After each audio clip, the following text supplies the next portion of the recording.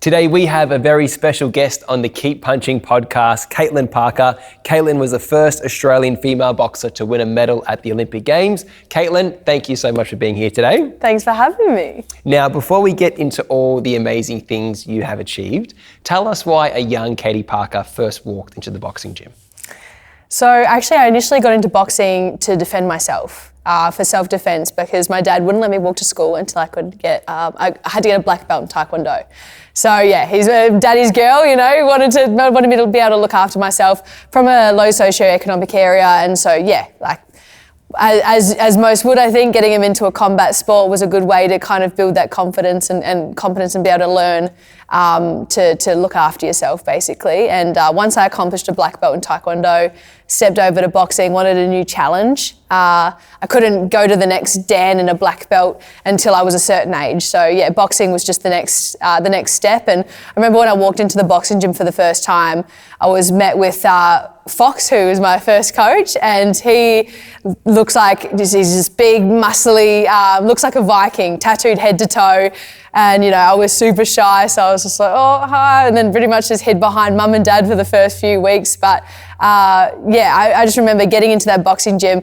You realise everyone's so welcoming when you get in there. But one thing was I was introduced to the Australian champion, and you know, Fox goes, oh, this is who you're going to be working with today, and I was like, oh my God, like these are the best in Australia. Like that's what I want to be. And that's kind of when I set my first goal in boxing. And yeah, I always wanted to get into that ring, and I always wanted to kind of prove myself as being one of the only females always in the gym, and to prove that, you know, I could be better. I could, you know, if I work hard enough, I could be the best.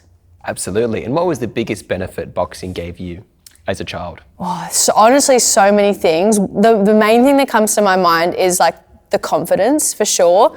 Yeah, I was just an extremely shy kid. My parents, if you go and talk to them, they are so shy. Like I have to try and get them on camera. Like, you know, after I won the medal and stuff like that at the Olympics, you know, trying to get them to do an interview is hard. They're going, oh, you know, you must be so proud your daughter did this and this. And they're like, yeah, it was good. It's so shy. So obviously, yeah, coming into that, I was incredibly shy as well, but it taught me to be confident. It taught me to, you know, come out of my shell a lot more, and it taught me to obviously defend myself. It taught me to respect my coaches and respect the people around me. And yeah, obviously to be resilient as well and persevere through those tough times. How much of a role did boxing play during them transformative years from a teenager to an adult? For me, yeah, boxing since I was 11 years old. I had my first fight at 13, and I was already about the same weight I am now. So I fight at 75 kilos now. I was 70 kilos at 13. Trying to find someone my age and weight was impossible. So having to step up quite early on. My first time in the ring was with a 25-year-old woman. Trying to, you know, obviously like, you have to kind of step up physically, mentally. That doesn't really happen anymore. It's a lot more regulated and stuff now, but I mean, it was all part of my journey, I guess. But boxing really helped me transform in a lot of ways. Kept me on a goal, on a path. I didn't go out to parties really. I didn't drink. I still don't really. Like it taught me to look after myself, I guess, from a young age, mentally and physically, and to keep growing and learning along the way. But yeah, I just think it just kept me focused, and I wouldn't change it. I'm where I am now, who I am as a person, is because of the sport. It made me who I am, and I'm so grateful for that.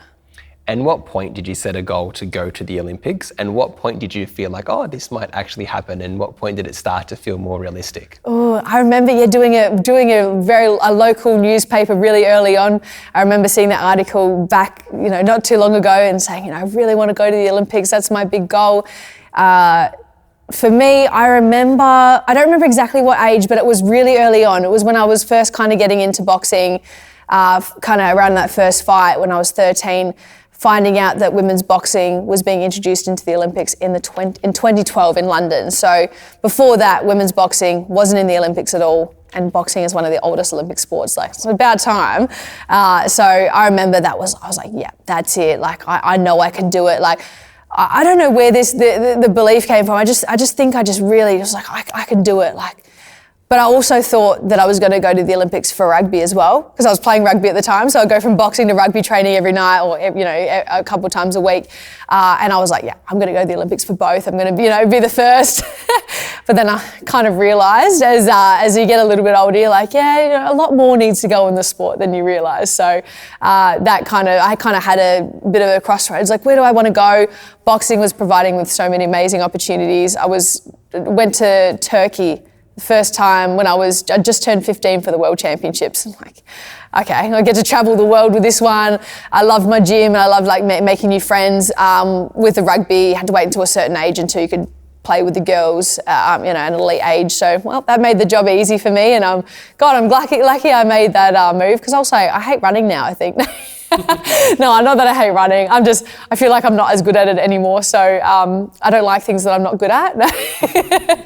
Boxing, I enjoy a lot. And I figure you don't need to be the best runner. You don't need to be the strongest at the gym or anything like that. It's all about like the skills, learning the skills, having the heart. You need to be able to push through and stay disciplined. And then also you've got to have a bit of a boxing brain. You've got to be able to see the things happening at a fast pace, like a fast-paced chess game, right? And hopefully get out of the way, punch and not get punched. So. When your dream was realised, yeah, and you did find out you were going to the Olympics, what was that moment like? Oh yeah, so I remember the goal had changed, right? Yeah, because it was like, I want to go to the Olympics. Like, it seemed like a faraway goal, but I was like, I can do it. And then it changed to like, I want to win a medal and stuff like that. And before and after school, like I said, I trained for the Olympics. I knew I would just be old enough for the Rio 2016 Olympic Games. I would just be of age. So I was like, that's my goal. Pushed me so hard. Like just try and I'd take tuna and boiled eggs to school, or an apple. Sometimes I'd be really hungry watching my friends with an ice cream. I'm like, just give me a bite. I pushed really hard to make that. And so I won the Australian Championships. I'd beaten the woman that had been there for years as the Australian champion. I'd done that. I was like, yes, I'm halfway there now. I just need to go overseas. And we headed off to Kazakhstan, and I lost my first fight over there, and that was my Olympic dream done. I honestly I was shattered. I was so heartbroken. I didn't want to go home and face my family, because not that they weren't supporting me. Absolutely, they were supporting me. I just thought that I'd let them all down because they believed in me. But when you get home, you realise, no, they're your biggest supporters. They're there for you no matter what. But I knew then, I was like, I can really do this. I know I can make the Tokyo Olympics, and I know I can do well. And along the way, you start having fights with these really tough people, and you win, or, you do really well. And I beat the girl that won the gold medal at the Olympics. And I was like, I can really do this. And that was really that stuff along the way. For someone that doesn't really have a lot of confidence, I've got a lot more now, but I still struggle. I still have my doubts. I still have my moments. It's very normal for me. I'm not like a Mike Tyson that's just like, I'm the best all the time. No, sometimes when I go into the ring, I have to tell myself no, I have to change my mindset. You are the best, and when I get moments like that, when I, fight really well, or the skill I've been working on for ages in the gym, and then I smash it in the fight. It's really reassuring, and that's how I knew, I can do it. And then obviously qualified for the Olympics, for Tokyo, happiest moment of my life. I was so stoked, can't even tell you. I was just I think they raised my hand in the ring and they fell to the ground. I was so happy, and then I was like, oh no, I've got to get up and thank my opponents. It was just so overwhelming. And then I medaled. That's become my most favourite moment, obviously. The moment where I'm just getting my hand up, I'm like, yes, it's just, the best. It's given me so many amazing experiences, but. Absolutely. And obviously the road to get there, as you mentioned, wasn't easy. What was it like having that setback in Rio, and then having to start all over again, and then effectively prepare for 4 years, so then just have another chance? It's so hard, I think, when you look at certain things, you have to do all these things to have just such a small chance of becoming successful. Yes. It is only not even 1%, 0.1% that they get through. How did you kind of keep yourself motivated, and I guess work through them doubts when they did come up? Yeah, I think my journey kind of proves and shows to everyone that anyone is capable anyone is, if you work hard and you stay disciplined. And yes, I talk a lot about goals because that's really pushed me and made me strive for certain things and pushed me through those tough times. Got me to the gym when I wasn't feeling it, because a lot of the time you're not motivated to get to the gym, but sometimes you when you have that goal, you don't really, like for me, it's not a choice for me, I just have to do it, right? And so, like when you go through those tough times, because there's a lot of them, it's not this linear journey where it's just like, you get better. No, like there's moments when you question yourself, when you doubt yourself, when you sometimes you can fight really well, but I don't get the win in the ring. Sometimes that can even bring more doubts. Like, yes, I did something that I've been working on for ages. It didn't work out for me this time. You just got to kind of remind yourself, like, okay, we're just the 1%ers, it's just cliche, but it's really like I just try and, like, if I'm just improving something every day, I'm going to be better for it. Like it's going to help me in my future.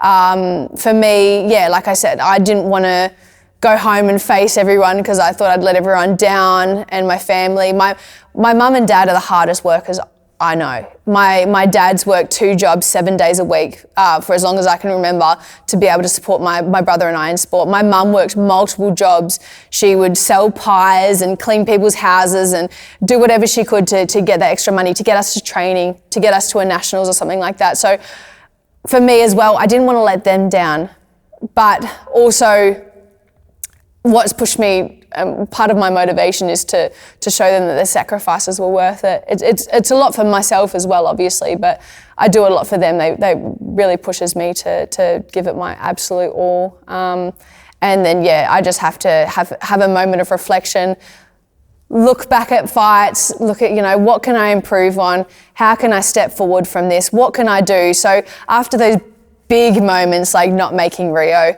going to the Tokyo Olympics, obviously, dream come true to go to the Olympics, but then not an ideal preparation, obviously, but I didn't perform well there and I lost my first fight. And so that was gutting in a whole nother way because everyone's watching me and expecting me to do well, and I lost. And I just had to kind of just sit back. What can I do?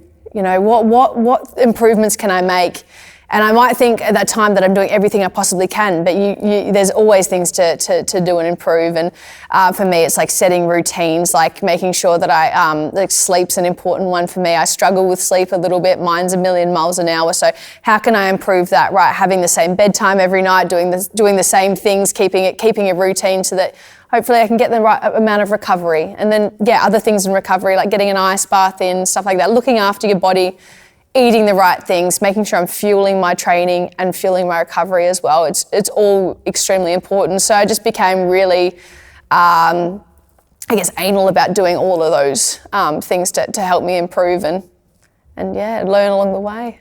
Absolutely. Now, you spoke on coming back after a setback. Yeah. Also, I think there's also a skill set on even once you accomplish something. I guess you don't come back from accomplishing something, but like in terms of setting the next goal, there obviously a lot of people come to us for weight loss, and there was a statistic, I can't remember the exact percentage, but it was something like 70 or 80% of people that lose a bunch of weight end up putting it back on. Mm-hmm. And I personally believe it's because they had a goal, they got there, and they didn't set another goal. Yeah. Or for whatever reason, they just thought, once I'm here would be easy, but you still need to have the same level of dedication to maintain that goal or go to the next goal like you did when you were getting there. Yeah. How has that, I guess, been for you when you had that career-defining moment at the Olympics to win a medal? Did you have like a come-down period, or was there like a period where you struggled for motivation post like such a high in your career or after achieving that goal? Absolutely. I think it's very normal, and I'm still, absolutely, I'm still working through that stuff. Like I said, I worked my whole life, like as long as I can remember. I just turned 29 and I'd had that goal since I was, 12, 13 for the Olympics. And obviously pushing through, like it's made me strive for so long.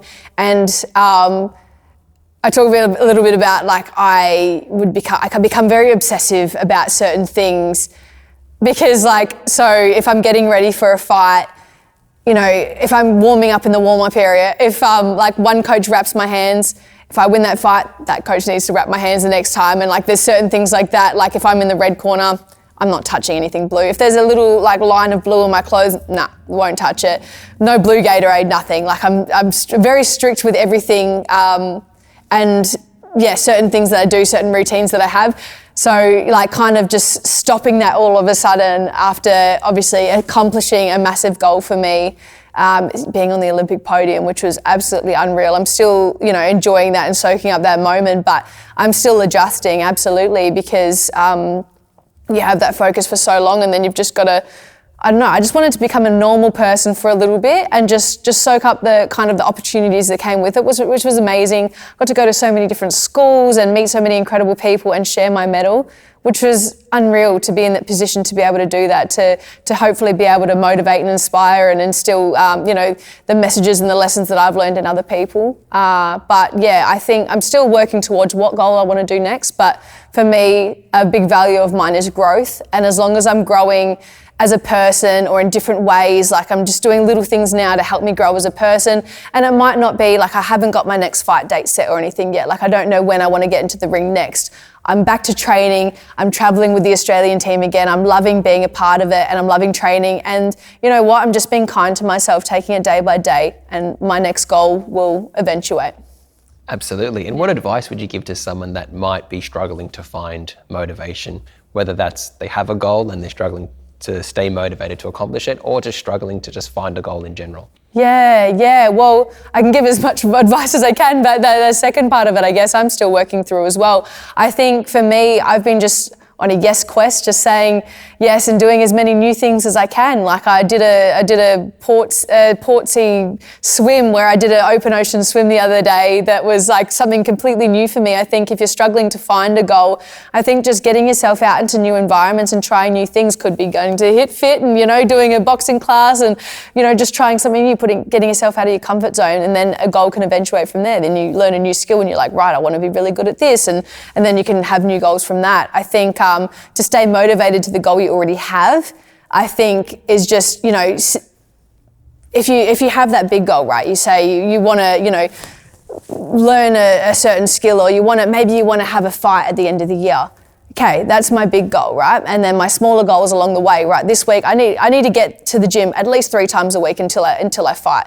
Or hopefully more if you can, if that's available to you. But setting yourself those small goals along the way really help when the motivation isn't there. Sometimes, it could be just get yourself to the gym 3 times a week if you're struggling for that, So if you're at the gym, all right, you can sometimes I say to myself, right, you just take it a little bit easier this time. But once I start, I already know. It's a bad way to put it, but I kind of trick myself. I'm like, well, once I'm here, I know I'm gonna, have fun and get out of that like rut that I'm in. So the small goals along the way really help. You can't just have the big goal, like, right, I want to go to, I want to be a world champion or anything like that. You have to work hard, little steps along the way. How important do you think it is to have a why? And do you think that why develops in different stages of your life? The why absolutely changes in different stages of your life. I think more of, so if you haven't exactly got like a why, you can't think of like what would that be. I think even just finding the values that you have in life, I think that's really important, because for me, I know that like my biggest values are family, finding the joy and adventure in life, that's one, and like perseverance and growth, right? So I know that those things motivate me and push me. So if I can find things, or if I'm doing something like in my boxing and stuff, right, I always want to find the joy. If I'm not finding the joy today, how can I? Like, oh, right, I'm captain of the team, so I can be like, right, let's do a little game in the warm-up or something like that. Let's like try and, find a bit of joy. Or for me, a bit of joy is like doing some like, sparring or some touch, shoulders, and just being a bit playful. And then, maybe I'm in a rut, I'm traveling. One time I wasn't home for 9 months straight. If I get on the phone and I just need to connect with my family, that makes me happy, and that's my why as well. So the values, I think, really help you discover your why. Absolutely. And out of all your years in the sport, what's one life lesson boxing has taught you?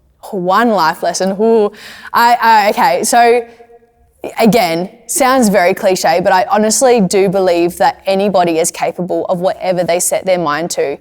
If you work hard and you stay disciplined, you can achieve anything that you want to.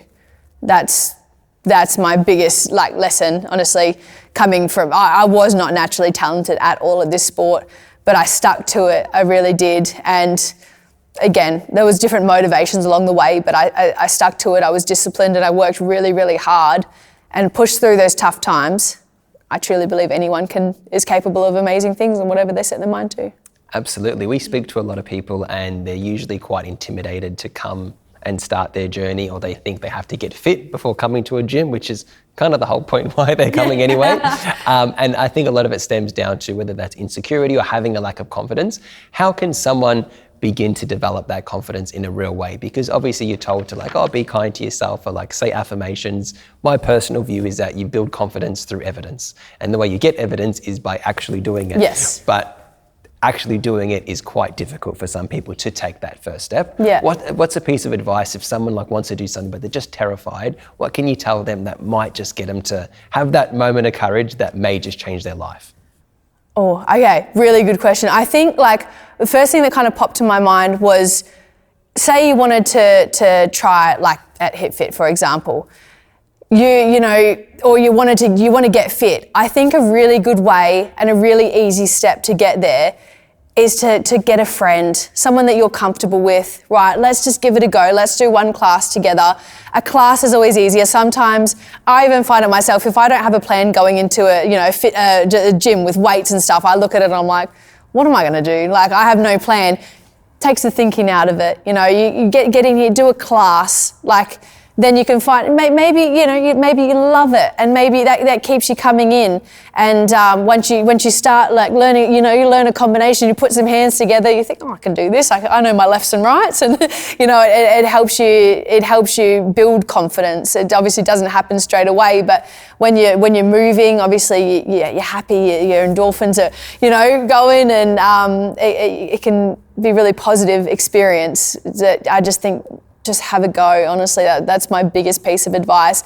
Get a friend if that's easier. It's always better when you're with someone that you're comfortable with and you just try new things. Absolutely. And I think another thing that's helped me is really owning your situation.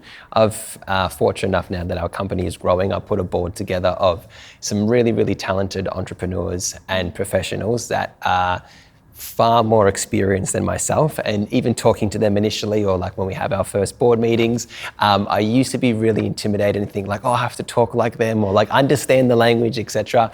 But I found a lot of power in just owning your situation. And like from my perspective, and sometimes where I might speak to someone and sound confident, and then talking to them, it was like I was back at school, like fumbling my words. I'm like, man, I'm usually never like this. Like, why is this happening to me, And I found that would put me in a spiral. But one, I thought like, I just need to own this. Like, they understand that I'm reaching out to them because I don't have experience. I don't have to act like I do have experience. So like, once I found that, I just had to own it and be like, all right, I don't really know what I'm doing. That's why I brought you guys together. Yeah. I'm here to learn. You know, and like that. Again, not trying to like fake anything, but really owning my situation, I found did give me confidence, because it's not like I had anything to hide, And I think for a lot of people coming in, and the people that we see that usually do well, is like, right, haven't trained in 15 years. Yep, I'm overweight, but I'm doing something about it. Yeah. And I think really owning your situation does give you a level of power, because it's like everything's out there in the open. And funny enough, if you're in the right environment, people support you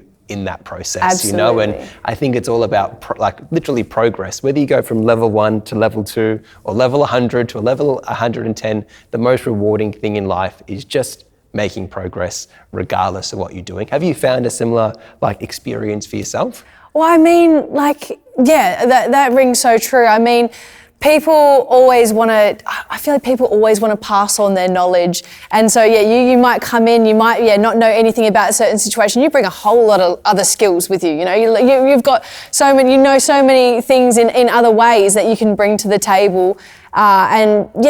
People, if you come into a gym, you ask someone next to you that maybe they've been here a few times, they're more than happy most of the time to be able to give you some advice or share or teach you, right? Maybe try this, I think just putting yourself out there and exactly owning the situation. Yeah, you don't know much. You've just come in or maybe, you've never been taught that before, and that's okay. People love teaching. You can come to anyone. I'm sure anyone comes to you. You love passing on any knowledge, boxing business now, you know, whatever. So, and the same goes for me. I love when people come up to me and ask me questions and stuff. I'm like, yes, I'd love to be able to give back as much as I can. And that's what people be like. So just, owning the situation, absolutely. For sure. And I think the fear of judgment from a lot of people is like, if people that have more experience are going to judge me because I'm not good. But more often than not, the people that have experience actually know how difficult it is to start something. Yes. And if they know you're starting something, they're not judging that you don't know a jab. Like, they understand, how would you know a jab if you've never done a jab before? Yes. They just more are proud and encourage you. Mate, the fact that you walked in the door and like walked into a room with 50 people or walked into a boxing gym and you've never done that before, that's a massive win. Like, that should be the focus of today, and that's what you should be proud of today, not that you might have struggled with the combination. You know, struggling, doing something you never done before is normal, but actually doing something new is actually the lesson of today. You know? Yes, I couldn't agree more. Just getting through the doors to start with, and then the other stuff will come along the way, and people are always there to help. For sure, and I think having that can-do attitude in anything in life is really important, especially too once you might actually be good at something and it's almost comfortable to do something that you're already good at. And then I guess any stage in life that when you do have to be a student or you do want to start something new, it kind of brings up all them old feelings of like being a beginner, or again, in my situation, putting a board, so you're like, I haven't felt like this in such a, like, usually like I'm the boss or I'm the leader that, like, you know, I'm comfortable in that role, but then like learning something completely new, it kind of like, makes you feel a little bit, I don't know what's going on here. Do you think that kind of can-do attitude and that willingness to learn and that openness to learn can benefit people, I guess, through all walks of life? Oh God, that attitude is so important. I think, like, as long as you come in and you're like willing to learn, and you're willing to take in new information. If you come in with a closed mind, you're not going to get very far. Like, you might have watched a few boxing shows and think, I know how to, I wouldn't watch Rocky for the skills or anything like that. Some people might have a certain, frame of mind coming in and maybe be a bit closed off. As long as you have a willingness to learn, a can-do attitude, even if you're not feeling super confident, that will come. Even for me, like I said, like I don't love running, and like I did say, yes, I'm not very good at it, but I know that when if I start to work harder at it and I start to become better, I feel better and I feel good, and I'm not comparing myself to other people. I know I'm not going to be as strong as a runner as most people, on our team. I think of some of them and they're just absolute guns. I'm more of an explosive athlete that, I punch really fast. No. But I know that when I start, when I'm working on it a lot, and it becomes better and better, and it becomes easier. It feels so great. Like it feels great being competent at something. Yeah. Absolutely, 100%. And I think, back to our point before, that you get that confidence by actually doing. Yes. So, and part of doing is learning and having that willingness to learn and having that, I guess, being excited to be a beginner at something, I think is important, as opposed to like being scared to be a beginner. It's like, I get to like learn off people that have experience, and then what you're learning could potentially change your life. Regardless whether that's fitness or career or anything like that. I took up a little tennis the other day. I had my friend that was my roommate in Tokyo. She's a tennis player, and she was taking a couple of us through some tennis lessons. I thought, is it too late to start now? Maybe I can make it to the Australian Open. I went for the first time this year. I was like, that's pretty cool. But I did fight in the Roland Garros in Paris. So, I mean, Serena Williams never got punched in the face in there, so... Just saying. Exactly, got one up on her. Caitlin, what advice do you think 80-year-old Caitlin would have for you today? Oh God, that's a good one. I guess actually what it would be is to be more present. I think a lot of the time I try and do it now, but I still get caught up in not being in the present moment. Like I kind of said, my brain, I'm thinking all the time, and sometimes I'm thinking too far ahead, or I'm thinking about the past. I'm not actually sitting in the present moment. And, I try to practice some gratitude as well now. I'm trying to really incorporate that into my life, because it can go past you. Sometimes you're not realizing, and sometimes I try to do like a 3 things for the day. Could be small things, but then you start to notice, like, And that was really cool. You know, someone said something really nice to me today, like I really appreciated that. And then you can start to be in that present moment and take it all in rather than just focusing on what's next. It can happen in boxing too. And most of my fights actually, most of the time I'll accomplish something, onto the next thing. I don't sit there and I don't take it in. But for this one, I'm actually proud of myself because after Paris, after I won an Olympic medal, obviously I gave myself that moment. I said, no, you deserve this moment. Like, take it in as much as you can, take in those opportunities because, it's obviously a now thing and it's not going to last forever. So, yeah, being in the present moment, I still need to remind myself to do that. Yep, yeah, absolutely. And one thing I've learned as well is also like focusing on what's going well as opposed to only focusing on what's not going well. I think anything that you want to improve on in life, you think, okay, like where could I have done better? And you kind of, for the most part, solely focus on problems. Okay, that was crap, that needs to be better. That was crap, that needs to be better. But there's also, as you're doing that, a lot of things you are doing well, and I found it be quite refreshing to, highlight what needs to be improved, but also highlight what's doing well, and even doubling down on them things, because if your mind is just solely on like the things you need to improve, you can feel like, oh, I'm shit, because like, there's all these things I have to improve on. But again, just reminding yourself, hey, these things need to be worked on, but these other things are going tremendously well, and you should have gratitude for them at the same time. And I think balancing both is tricky, yes. but it definitely helps with longevity. It absolutely does, yeah, exactly, yeah, because we're usually our biggest critics and we're always thinking about, I didn't do that well, how can I improve that? Or, you focus on those negatives, but yeah, if you do that little bit of gratitude, if you focus on the things you do well, it can absolutely help you grow as well, just as much. Absolutely. I found as well, it makes you like more excited too about the future. So like, if I can do this well, there's no reason why the thing that I'm struggling with, I'll eventually do that well as well, because I've proven that I can do it. Yeah. Definitely. Agreed. Caitlin, my final question is, when it's all said and done, how would you like to be remembered?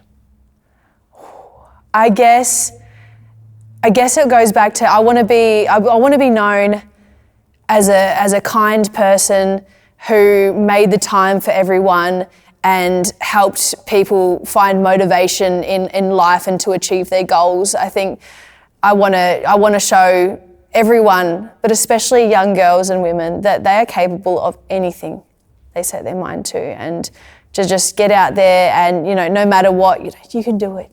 You're amazing. Like you can accomplish, you can push through the tough times and achieve a goal that you've always wanted to just put yourself out there. But yeah, just basically, I always want to be known as, I don't know, maybe a motivation to others and a kind person. 100%, and I think you're well and truly on your way there, Caitlin. Thank you so much for your time today. We really appreciate it. And look forward to our next chat. Thank you very much.